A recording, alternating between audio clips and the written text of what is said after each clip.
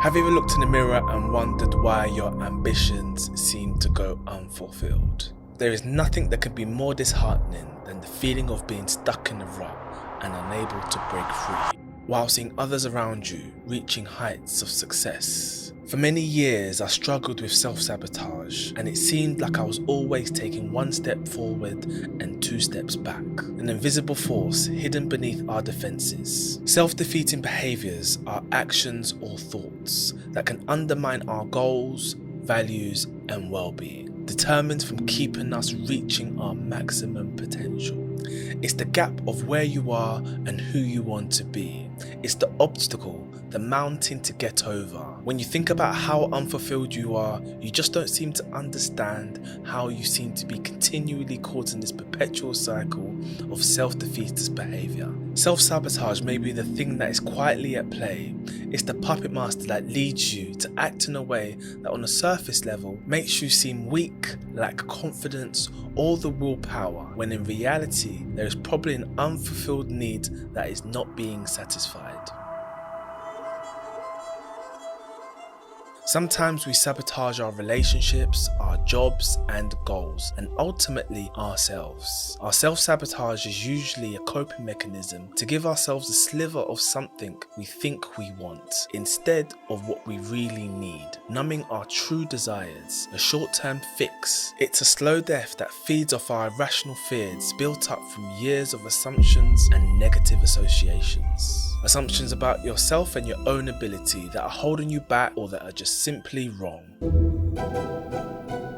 I think the majority of us are not intentionally doing this, as we are probably in a situation where we've gotten used to living a certain type of life, or that we can't visualize a different one. Or sometimes we just run on autopilot because we don't know any better. One thing that used to get me was procrastination and self-doubt, and I would kick myself at the end of the week wondering where did all my time go. My internal dialogue would be fueled by negativity. I would look around me and believe that everyone just had their life together. Self-doubt will creep back in if I ever slip up. It's that little voice that gets louder. These self-talk narratives can be harsh and unkind, and we wouldn't dream of speaking to a friend in such a way. Words like stupid, unlovable, weak have no place in our self-dialogue. Your life is really defined by what you think about yourself and how you see it, with influences from friends, family, and your life experiences that are unique to you. Self-defeating behaviours can manifest in various forms, such as procrastination, substance misuse, overeating to the point of being unhealthy, and spending beyond one's means. Despite their assumptions for financial stability, some individuals find at the end of each month that they are left with nothing due to their self-sabotage. Despite their overt aspirations, their understanding of money comes from their first interactions and what their parents taught them, indirectly or directly. My first interaction with money was feeling like we never had enough of it, which is probably why I'm such a keen saver now. Many individuals who struggle financially often rationalize their situation by denying the importance of money and condemning those who value it, grouping them all together, labeling them as horrible people. Another self-defeating behaviour is the belief that healthy people have no life and that they never enjoy their food. I've literally been in situations where I've been at work with a healthy meal, minding my own business, and someone has felt the need to say something, announcing my whole lunch to the room. And yeah, at the time it did feel awkward, but after a few minutes it hit me. I made him feel inadequate. He was only reflecting his self-sabotaging behaviour onto me, comparing what I was doing with what he was not. His relationship with food was only on the extreme ends of the spectrum. He couldn't fathom the idea of having a balanced diet, the idea of only indulging from time to time. And then there's the pessimists who are constantly complaining, and they make it difficult to have a conversation with them. These people sabotage their own ability to make connections or foster deep relationships, and they have lost the ability to connect with others. Instead, they resort to negativity as a means of communication, and interacting with them becomes draining and you can't wait to escape the conversation, which is the opposite of their intent when they're speaking to you. Beliefs and narratives can shape our reality in profound ways. So it's important to be aware of them and tackle them head on. For example, if you've been at the same job for a while without being promoted and you don't believe that there is no opportunities out there for you, you can start to believe that you don't deserve the promotion, or you're less qualified than the next person, when in reality it's your own mind that's holding you back. Or when you're faced with public speaking situations, you tell yourself that you're no good at this, you can't do it, or you end up adopting the persona of the nervous wreck, when a more positive mentality of self-belief would have helped you get through. Our innate nature leads us to seek comfort and the familiar, as we prefer established patterns and predictable outcomes. Anything that falls outside of the comfort zone may be perceived as wrong or bad. Self-sabotage is a false illusion of comfort that helps us avoid the negative feelings that come that are outside of our comfort zone. However, in reality, it is just a blocker,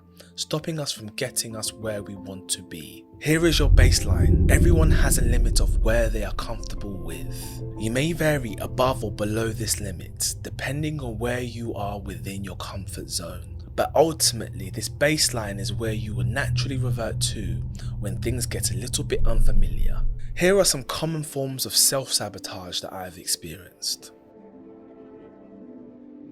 When we're in this mode, we literally blame outcomes on everything but ourselves, and accountability is like kryptonite. When you look in the mirror and are honest with yourself and the state of your problems, and state exactly what you're unhappy with, your finances, your health, your relationships, whatever it may be, when you decide that you don't want to feel like this anymore, blame or fault becomes irrelevant. Therefore, denial is pointless. The one thing that will guide you is that the realization that this is not what you want. When you reach this point, you are usually at your lowest. You've reached the end. Things can't get any worse. Your coping mechanisms of denial no longer works, and you are finally faced with the self. To slowly move out this phase of denial, you need to focus on the outcomes.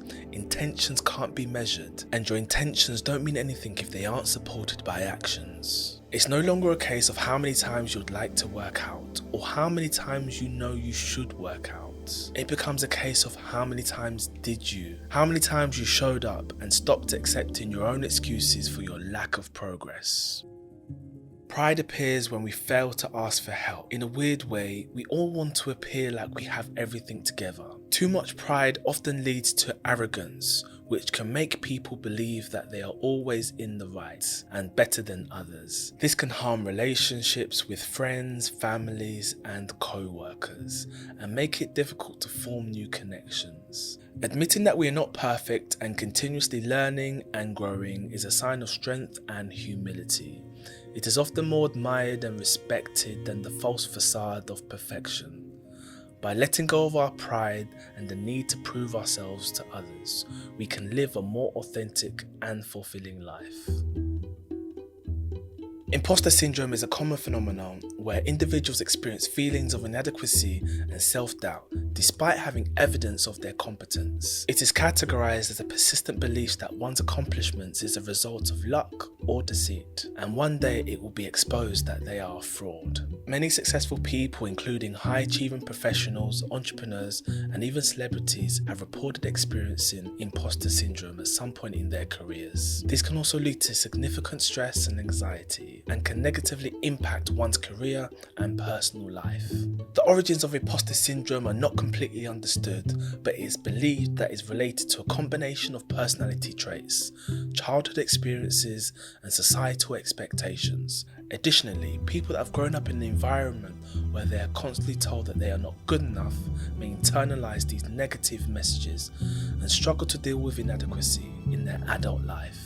The societal pressures to perform and succeed can also contribute to imposter syndrome. This pressure can come in a variety of sources such as parents, teachers, bosses, and peers, and can create unrealistic expectations and fear of failure. Some ways to combat imposter syndrome may include acknowledging and embracing one's accomplishments. This can help individuals see the evidence of their own competence and to stop downplaying their achievements. Also, seeking out new challenges and opportunities.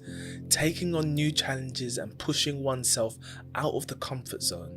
When we minimize and brush off our accomplishments, it can seem from a desire to appear humble and likable to others, or the fear of reaching the peak of our success and having nowhere else to go.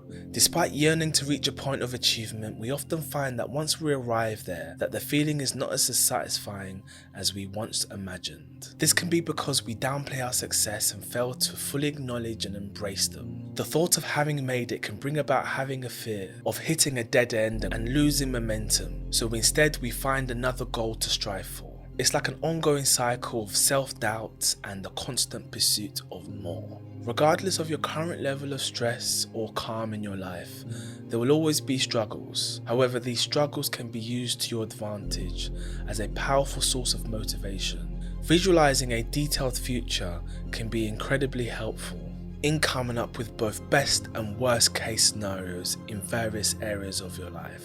And these negative scenarios can serve as warning signs to avoid. The cost of not pursuing your goals and dreams is significant. By not taking action, you're missing out on opportunities to grow, improve, and ultimately create the life that brings you happiness and fulfillment. Leverage your struggles and use them as motivation to propel you forward to your desired future state. Don't let fear hold you back.